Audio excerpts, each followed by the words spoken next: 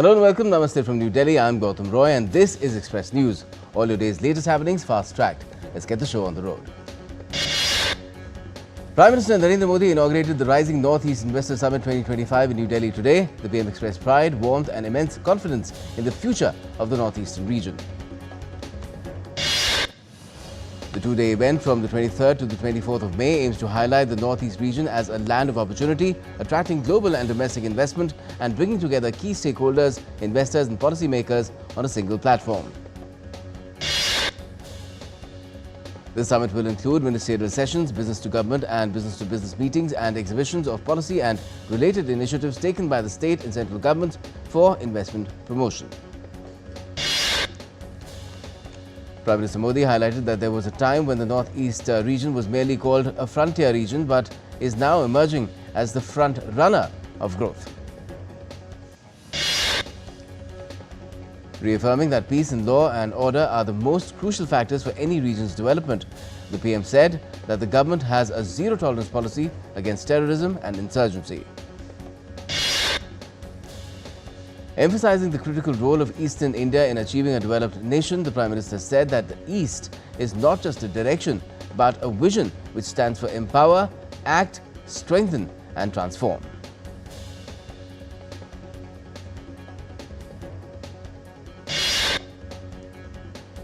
India's aviation watchdog DGCA has confirmed that Pakistan's air traffic control, it seems that we have jumped stories here a bit. Let me just get to the correct one. Excuse me a second. Well, this one is about Mukesh Ambani, CMD of Reliance Industries Limited, who's underscored that the Northeast is not just rising but roaring, adding that Reliance will double its investment in the region.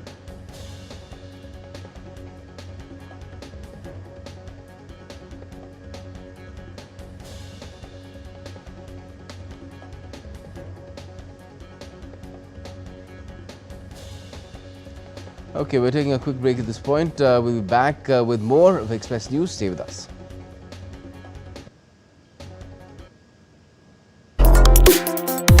Complex issues, hidden agendas, twists and turns, strategic games. We think all dots are linked. We just need to connect them. Join me every week as I connect the dots to unravel hidden designs in statecraft, mysteries and decode issues that matter to you. Watch Connecting the Dots with me at these times on DD India.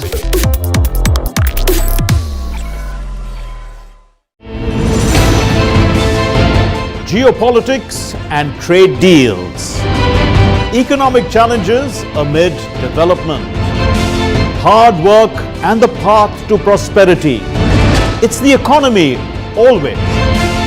Between walkers, money is what money does and says. Supply creates its own demand. Between the bulls pulls and bears tears. When supply chains globalization and India rises to the podium. We'll get you centered with the Economic Brief at 8 p.m. every Thursday on DD India.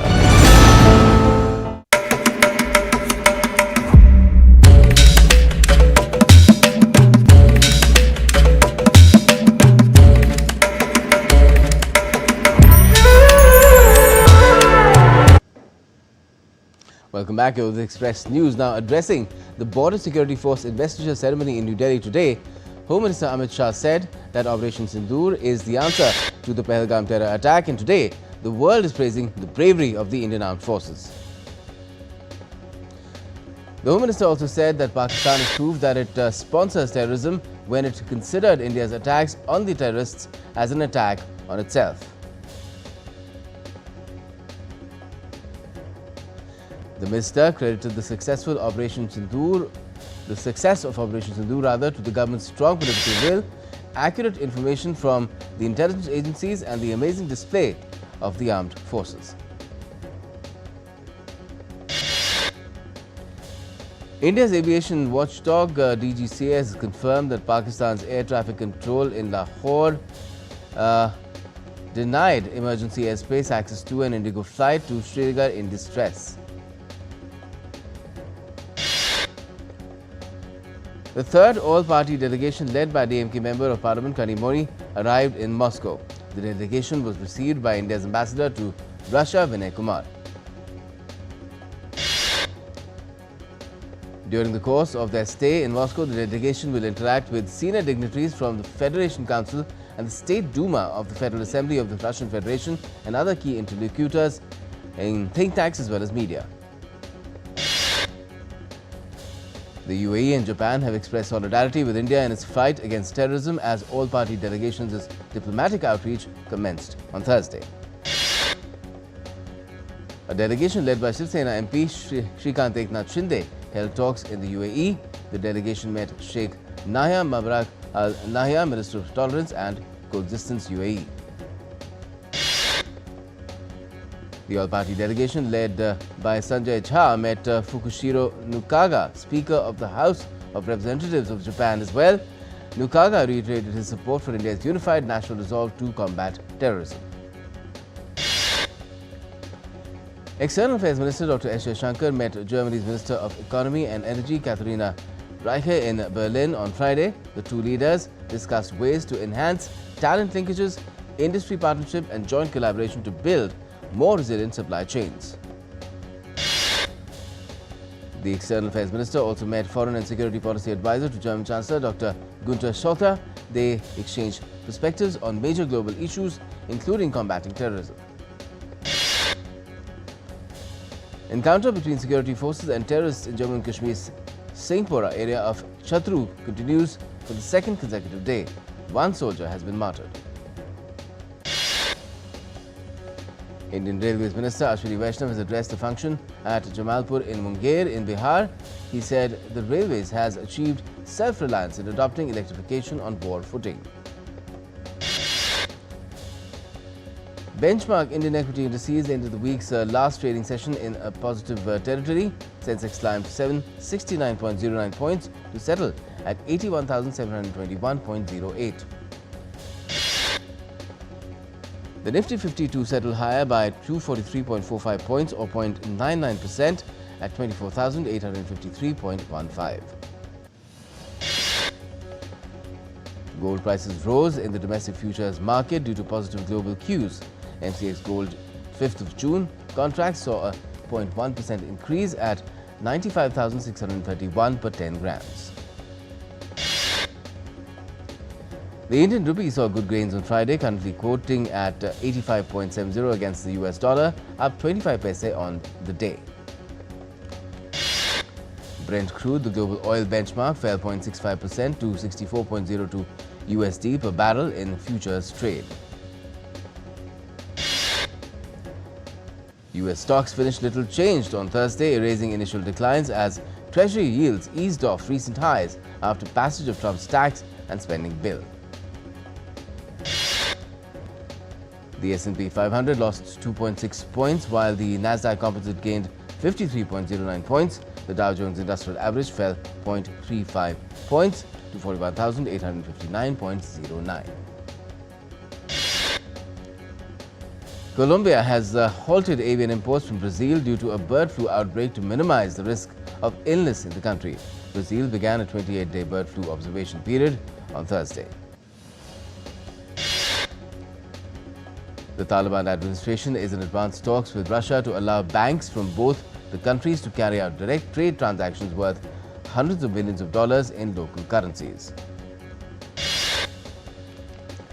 Deutsche Bank CEO Christian Sewing has called 2025 a year of reckoning for Germany's largest bank as it faces a deadline to meet ambitious targets on costs and profitability. Frustrated over recent developments, Chief Advisor of the Interim Government of Bangladesh, Professor Muhammad Yunus, is considering stepping down. Reports say that Yunus voiced his desire to resign and address the nation through a televised speech during an unofficial discussion at an advisory council meeting on Thursday in Dhaka. The United Kingdom has signed a deal to hand over sovereignty of the Chagos Islands to Mauritius in an agreement. Under the deal, the UK can continue leasing the largest of the islands, Diego Garcia, keeping the key military facility in British and American hands for at least 99 years. India has welcomed the signing of the treaty between the United Kingdom and the Republic of Mauritius on the return of Mauritian sovereignty over the Chagos archipelago. Israel Prime Minister Benjamin Netanyahu has strongly condemned the brutal killing of 2 Israeli diplomats in the United States, describing it as a cold-blooded act. Elias Rodriguez, a 31-year-old Chicago resident, has been charged with 2 counts of first-degree murder after gunning down 2 Israeli embassy staffers in Washington, D.C. The victims, Yaron Lishinsky and Sarah Lynn Milgram, were a young couple about to get engaged. Israeli embassies around the world have immediately stepped up security. A U.S. federal judge has extended a block on mass layoffs across government agencies, stalling a sweeping plan to downsize the federal workforce. The Trump administration's efforts have been aimed at slashing nearly 260,000 jobs, targeting departments like Veterans Affairs and Health and Human Services. U.S. President Trump's administration has revoked Harvard University's ability to enroll international students, throwing the academic futures of thousands into chaos. Homeland Security Secretary Kristi Noem ordered the department to terminate Harvard's student and exchange visitor program certification. The White House has said that U.S. President Trump and Israeli Prime Minister Benjamin Netanyahu discussed a potential deal with Iran in a call on Thursday.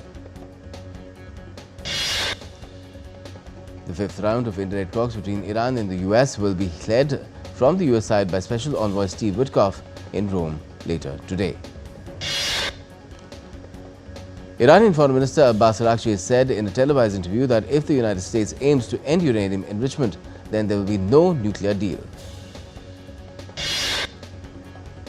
China and the Philippines have accused each other of wrongdoing after a confrontation between 2 of their vessels in contested waters of the South China Sea.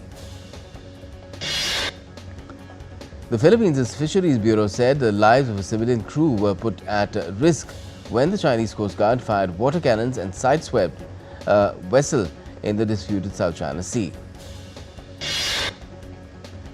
Slamming the Trump administration's move to revoke the right of Harvard University to enroll foreign students, Chinese Foreign Ministry has said that China will safeguard the legitimate rights and interests of its overseas students and scholars. South Korea is set to hold a snap presidential election on the 3rd of June to choose a successor to former President Yoon Suk-yeol, who was impeached in December. Russian President Vladimir Putin has said on Thursday that Russian forces are working on establishing a security buffer zone along the country's border with Ukraine. At least 4 people have died and 17 remain missing after torrential rain triggered landslides in China's southwestern Guizhou province on Thursday. 2 people died in Shaanxi township as well. Authorities have issued risk warnings for geological disasters in nearby areas. China is facing hotter than longer heat waves and unpredictable heavy rain due to climate change. The U.S. National Oceanic and Atmospheric Administration, or NOAA, has said on Thursday that NOAA has said that on Thursday that they expect an above-normal hurricane season this year, producing 3 to 5 major hurricanes. The Atlantic hurricane season, which began on the 1st of June, is forecast to produce 13 to 19 named tropical storms with winds of at least 39 miles per hour, and 6 to 10 are forecast to become hurricanes with winds of 74 miles per hour or even higher. There is also a 30% chance of a near-normal season and a 10% chance of a below-normal season. The forecast cites a confluence of factors like neutral conditions in the El Niño Southern Oscillation climate pattern. A video captured on Friday showed major flooding in Taree, a city in Australia's New South Wales, after 3 days of heavy rains. The incessant rain cut off entire towns, swept away livestock and destroyed homes. Death toll from flooding in southeastern Australia has risen to 4 after the body of a man was found in a car trapped in floodwaters on Friday. Authorities have urged residents to evacuate the area. Australian Prime Minister Anthony Albanese said he had to cancel his planned visit to Taree, one of the worst hit towns, due to floodwaters. The Manning River in Taree has exceeded a 100-year-old flood record. The Indian Met Department has predicted Delhi's sky will remain partly cloudy with increased chances of rain and thunderstorms on Friday as well as Saturday. Srinagar city recorded the highest maximum temperature in the month of May in nearly 6 decades on Thursday, as the temperature settled at 34.4 degrees Celsius, and that's hot for Srinagar. Hanoi ranks first in Asia and 9th globally on Time Out's list of top cultural destinations for 2025. Known for its rich heritage, vibrant street life and diverse cuisine, the city now aims to welcome 31 million tourists this year. 160 modern masterpieces are on display at the Guangdong Art Centennial Exhibition running until the 2nd of June at the Hong Kong Convention Centre. The 8-scroll pine greets guests by Lingang artist Li Xiongchai in the largest piece at the exhibition, featuring white herons. It blends traditional Chinese ink with oil painting techniques. Sotheby's, that is the auction house, is showcasing rare items from Napoleon's life in Hong Kong before they go on sale in Paris this June. Visitors can see personal artifacts and belongings from the French Emperor. Chandan Angmo of Himachal Pradesh has made history as the first visually impaired woman to reach the summit of Mount Everest. The Indian woman completed the climb with Lakshmikanta Mondal and Geeta Samota. Before summiting the Everest, Chandan Angmo scaled peaks in Ladakh, including a 19,717-foot summit. Despite losing her vision at 8, she was honored with the 2024 National Award for her achievements. Universal Studios has expanded its Harry Potter attractions with a third Wizarding World, set in 1920s Paris, as featured in the Fantastic Beasts series, debuting at its new theme park in Orlando, Florida. The International Day for Biological Diversity carried the theme, Be Part of the Plan. In Kondao, the message comes to life as locals protect nesting sea turtles, highlighting the link between nature and sustainable living. Hong Kong's MTR line is back to normal after a circuit breaker trip and a signal glitch halted services yesterday. Trains resumed in the early hours of today. At Madrid's Prado Museum, Spain held a ceremony to return artwork seized by the Franco regime during the Civil War. A new bas-relief of Joseph Stalin has been unveiled in the Moscow metro decades after his demitting from office. At the University of Maryland's graduation, Kermit the Frog encouraged students to stay connected to your dreams, delivering a heartfelt and humorous speech. Prince William and Princess Kate participated in the naming ceremony of the Royal Navy's new warship HMS Glasgow. A new documentary series, Guardians, hailed the work of wildlife rangers and featured Britain's Prince William, and is being broadcast on Friday. As the 5-year anniversary of George Floyd's murder approaches on Sunday, George Floyd's cousin leads tributes in Texas. Flowers and tributes left outside the store where Floyd was killed. A new interactive exhibition opened in Lima and San Martin, Peru on Thursday, and it brought visitors closer to one of the most challenging archaeological sites to visit, nestled in the Peruvian Amazon. Asian stars walked the Cannes red carpet as festival competition heats up. Several Asian movies are set to be premiered in the festival this year. Actor Aishwarya Rai Bachchan made a stunning appearance at the red carpet as she donned a cape over a gown featuring Bhagavad Gita shlokas to add depth of Indian wisdom at the Cannes Film Festival. Danish-Norwegian filmmaker Joachim Trier's Sentimental Value was premiered on Wednesday. The film marks a return for Trier to the Cannes main competition this year. Iranian director Saeed Rustai and the cast of Women and Child walked the red carpet at Cannes, the film in the competition for the festival's main prize, the Palme d'Or. French director Cédric Clapiche walked the Cannes red carpet for the screening of his film Colors of Time. Chinese director Bi Gan returned to Cannes on Thursday for the premiere of his post-apocalyptic tale on memory called Resurrection. The film takes viewers on a journey through a monster's dreams. With the collection curated in collaboration with the indigenous Colombian community, this year's Bogota Fashion Week aims to put Colombian art and fashion in international spotlight. Louis Vuitton did a fashion show at France's Palais des Papes in Avignon. American singer and songwriter Pharrell Williams, French First Lady Brigitte Macron attended the event. Lola Young, Getz and Bruin were among some of the music stars walking the red carpet at the Ivors Awards in London on Thursday.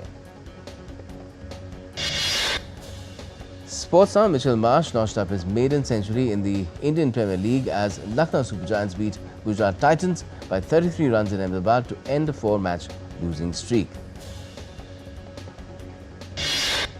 With the aim to finish in the top 2, Royal Challengers Bengaluru will face Sunrisers Hyderabad in Lucknow on Friday. RCB's pacer Josh Hazlewood is expected to make a return to IPL 2025 for the playoffs after coming through a period of rehab on a shoulder niggle back in Australia. Former Sri Lanka captain Angelo Matthews on Friday announced that he will retire from Test cricket after the first match against Bangladesh. After breaching the highly anticipated 90-meter mark last week, Indian javelin superstar Neeraj Chopra will be back in action at the Janusz Kosinski Memorial 2025 in Poland on Friday. Indian shooter and Olympian Raisa Dhillon won the silver medal in women's skeet event at the ISSF Junior World Cup in Germany. In badminton, India's Kidambi Srikanth entered the semi-final after beating Toma Junior Popov in the quarterfinals of the Malaysia Masters in Kuala Lumpur on Friday. Croatian star soccer player Luka Modric has announced that he will leave Real Madrid following this summer's FIFA Club World Cup. Liverpool forward Mohamed Salah and Arsenal striker Alicia Russo have received their Footballer of the Year awards at the Football Writers Association ceremony. England forward Russo received the award after enjoying a successful season in North London, clinching the WSL Golden Boot award with 12 goals and helping side reach Saturday's Champions League final against Barcelona in Lisbon. Brazilian forward Rapinha has signed a contract extension with Barcelona that will see him remain at the Spanish champions until 2028. In tennis, Novak Djokovic defeated Matteo Arnaldi 6-4, 6-4 to reach the Geneva Open semi-finals and continue his pursuit for a 100th career title. At the Hamburg Open, third seed Andrei Rublev reached the semi-finals for the third time after he beat Italy's Luciano Tarteri 6-1, 3-6, 6-3.